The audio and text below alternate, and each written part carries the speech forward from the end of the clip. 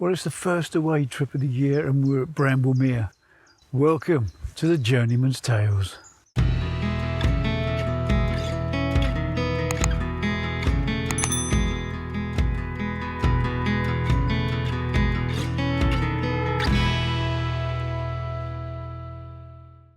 So, welcome to Bramble Mere. It's about midday now. It's taken a while to set up. We arrived just as the gates were opening at 8 o'clock. Took a while to find the spots where I wanted to fish and get the bivvy sorted. Carey's opposite me on this trip, and there's been a few fish showing, and quite a bit actually in front of him. Steve is off to my left, and a new addition for this trip, Paul, is on the causeway. The mud on the causeway is terrible, but the rest of the swims, surprisingly, aren't too bad, and the water is beautiful. It's crystal clear, considering the amount of rain we've been having. I'm really surprised there isn't a bit more colour in it, but it's really in fine fettle, this place. There's a bit more budding on the trees because we're a little bit later than we were last year. And yeah, as the bailiff said, there's fish been coming out. Hopefully they're going to be coming out from all over the place this time. And we don't want anybody blanking. But yeah, I'm going to rest, finish this cup of coffee, and then I'm going to put a few spare rigs together.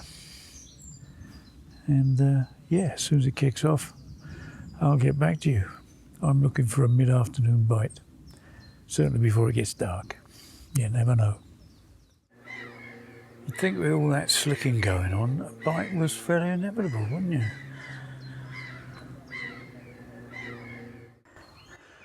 Two of the rods I'm fishing on Probate UK TT wafters on my Flexi D rig, but we're now on a water where you can use most baits. I don't think nuts are allowed. I haven't got any nuts with me for that reason. And it's called a claw barbless hooks because there's barbless rules on here. Other than that, you can start using naturals, which I haven't been able to do for a while because of the rules that say no naturals. So there's chop worm in the mix, there's maggots in the mix, gone a bit over the top really, casters in the mix, sweet corn, TT crumb, a few TT boilies,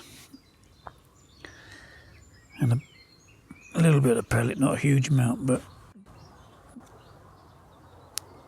I'm tipping all the rigs with maggots. So rather than just blob it, what I'm doing is tying on a bait stop and leaving the floss somewhat long, because I won't be adding the maggots until I'm ready to cast them out. So two of those are going to be on the wafter rig and one is going to be on the withy rig. Again, with the Probate TT, but this time a pop-up.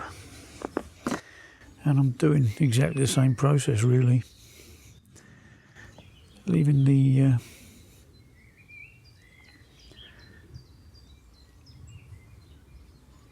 the floss extra long to allow me to put the maggots on afterwards, and rather than just nodding it over, I'm knotting on a bait stop just in case the silverfish are a bit on the lively side. At least they can't get the pop-up off. Although they might be able to suck the maggots. So again, as I said, leave the floss long so the maggots can be added. And I'm putting, I don't know, half dozen to a dozen maggots on the pop-up, and 20 to 30 maggots on the wafters. And that's what's out at the moment. That's the winner.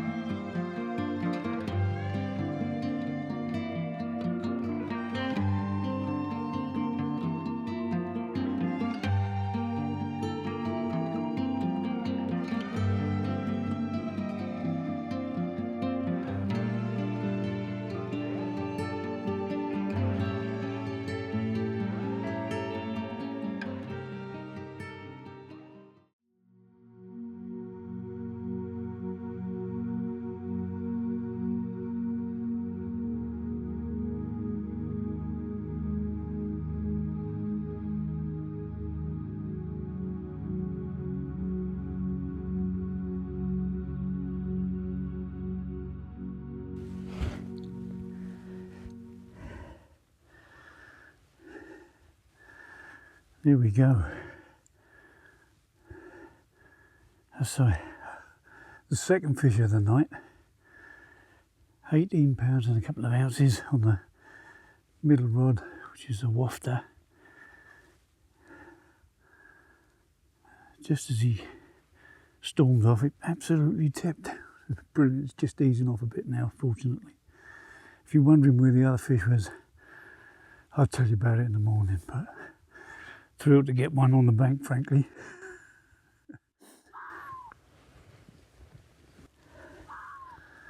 Lively little beast. One of the Cotswold's finest. Right, I'm going to get her back, and I think I'll put a bit of bait on it. Happy times.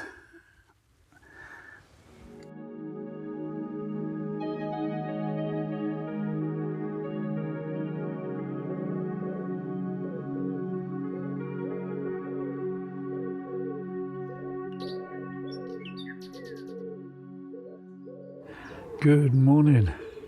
Well, that was a bit of a mixed night, really. I managed to lose a fish, as I mentioned, about 11 o'clock-ish. Fortunately, about half an hour, three-quarters of an hour later, I managed to land one, which kind of raised the mood a bit. But I'm trying to convince myself that the one I lost wasn't much bigger. And I knew there were potential problems out there from fishing this swim before with the overhanging branches and things, but normally it's you're knocking the tip of the rod into the branches, but the fish just kited to my right. I kept the rod high, which was the mistake, and what it had done on a long line, kited off, say, to my right, and it had gone round this overhanging branch. I didn't realise it at the time when I played the fish back in. There was obviously a problem. I put the head torch on and I could see it. About a litre and a half, just below the tree, swimming round in circles. I got as close as I could with the landing net without falling in. It actually did get incredibly close to the net cord, and then turned away, and it was going round in circles, and I was trying to give it line, bearing in mind it's a barbless hook, trying to give it line to kind of seesaw it off, but it wasn't working. Then eventually the fish decided to swim off to its left, pulled the line off the branch. Fortunately the line didn't part, but the inevitable slack didn't help. But I caught back up with the fish, replayed it back in, and then the hook pulled. So I wasn't in the best of places. And I say about 3/4 of an hour later, the middle rod went off, and that was the 18-pounder. But just as I got it in the net, it absolutely hammered down with rain, so I got nice and soaked. And then during the course of the night, you could hear them boshing all over the place, really. They weren't particularly coming from one area. But the top trump, I think, was this morning's dawn chorus. It was misty out there, you couldn't see across the lake. But the US Air Force took off, presumably one of their big bombers. My God, the ground was shaking. But it's burnt off now, the sun's out. And but the wind has changed a bit round to the east, I think. It's a bit nippy, but I know Carey also landed one and lost one last night. I don't know about the other two yet.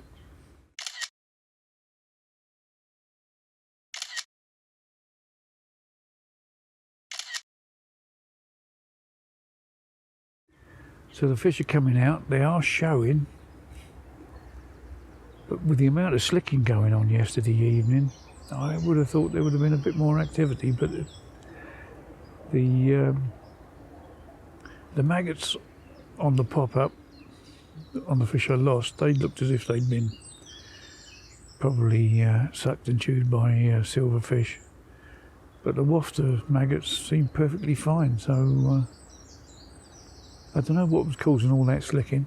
Anyway, I'm going to give it another hour or two and redo all 3 rods, because I'm always a bit conscious when you're putting them out in the dark whether they're exactly where you need them to be. But yeah, it's good to get off the mark. Shame about losing the fish. I can still see it now in my head. Swimming around underneath that branch and nothing you can do about it. But there you go. We've landed something. Well, it's been a really nice dry day, but the rain is back this evening, and it really does make the slicking show up a treat, doesn't it? But I don't know what's doing it, but it's certainly not energetic carp.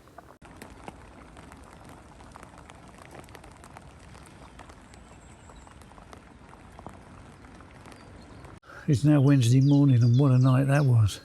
We've had quite strong winds and some heavy rain at times throughout the night, most of the night actually, despite what the forecast said.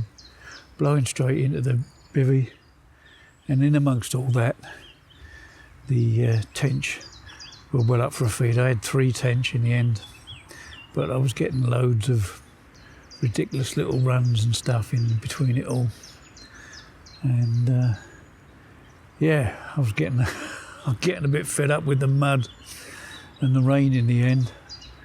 So it's got a brief dry spell at the moment, although it is beginning to start raining again. It's supposed to be dry for the rest of the day, but the winds are picking up from the south, so maybe a good blow will bring the carp on. There's been 1 or 2 showing, but the rest of the boys have been picking up the odd tench as well, so the tench have obviously taken over for the moment. But about 6:30 this morning, I brought all the rods in. I washed all the reels off and the alarms, because despite having a rod mat, they were covered in grit and mud. Such was the amount of rain and the splash up from it. So I've done my best to clean those off. I've got a bit of problem with my right hand alarm actually. One of the LEDs isn't working. If that's all the problem is, then that's fine, but I'll keep an eye out during daylight. Nothing on the left hand rod, strangely. It was all coming on the middle rod and the right hand rod, so I moved them over just a little bit when I recast them all out this morning. As I said, the odd... Oh, that's another one. I think it's probably the same fish. It's in a similar area, keeps sticking its head up. Twice since daybreak. There's been one over to my right towards the other pole a bit more. But yeah, it doesn't seem to matter how much hard work you put in. It don't really pay off a lot of the time. But we'll keep plugging away. Got today and another night. And hopefully this rain will stop and this mud will dry up a little bit. But the tactics remain the same. We keep plugging away. The rigs are good. If the tench love them, the carp will love them. Anyway, I'll let you know if anything exciting happens.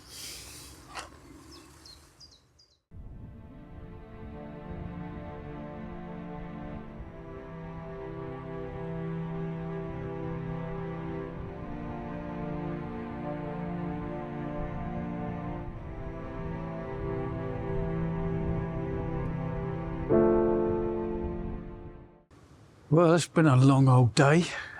Having said that, it has been dry, but there's a really, really gusty, strong westerly wind blowing, which you'd have thought would have turned the fish on, but it hasn't. All it's done is seem to have wiped out the tench. They seem to have gone very quiet. The swim isn't slicking up like it was doing all day yesterday. One fish has come out. Paul, who was off to my right, has moved alongside me in the next swim and had a beautiful, beautiful 27 pounder mid-afternoon.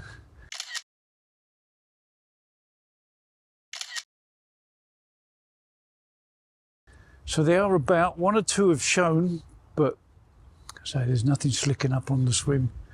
But it does seem that the tench have now gone quiet. Anyway, I've had my tea. I've just redone all 3 rods, put a bit more bait out. The coot seems to be enjoying himself. I'm not getting any pickups off, unfortunately. So we'll see. Last evening, last night, fingers were well and truly crossed.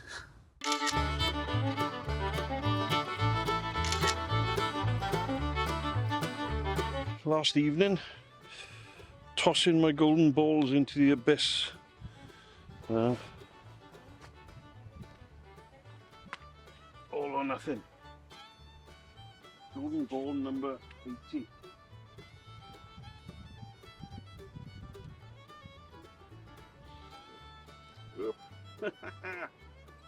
See that? That's the... That's better, isn't it? That'll fool you. But anyway, let's see what happens.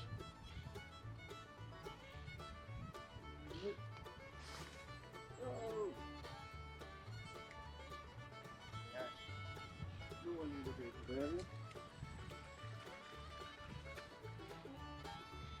See if that works. Probably won't, but what the heck. We've had fun.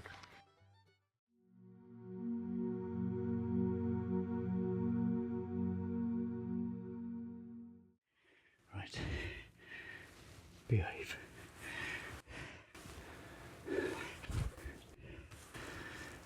Here we are.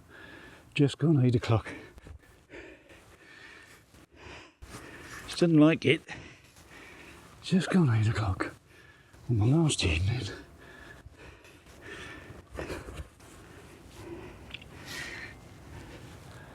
Middle rod, 30 pound, 6 ounces. Absolutely thrilled to bits with that. Magnificent.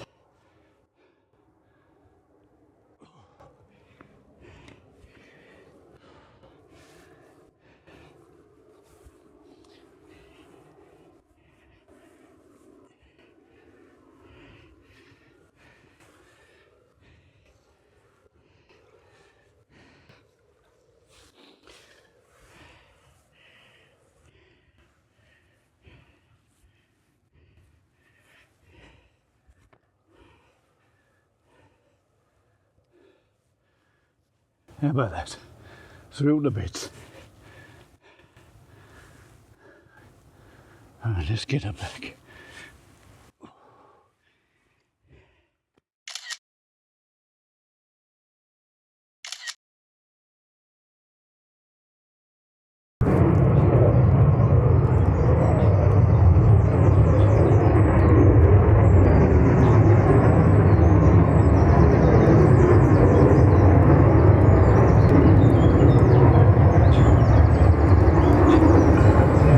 Good movement from the air base at Fairfoot. I don't know if it's American or a British aircraft, but I think that's one of the big bombers taking off more or less the same time every morning.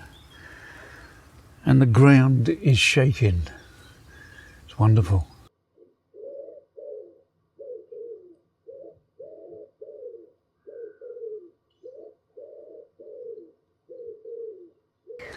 Good morning. What an absolutely lovely wet night that was. It tipped down more or less after I had the fish till about 3/4 of an hour ago.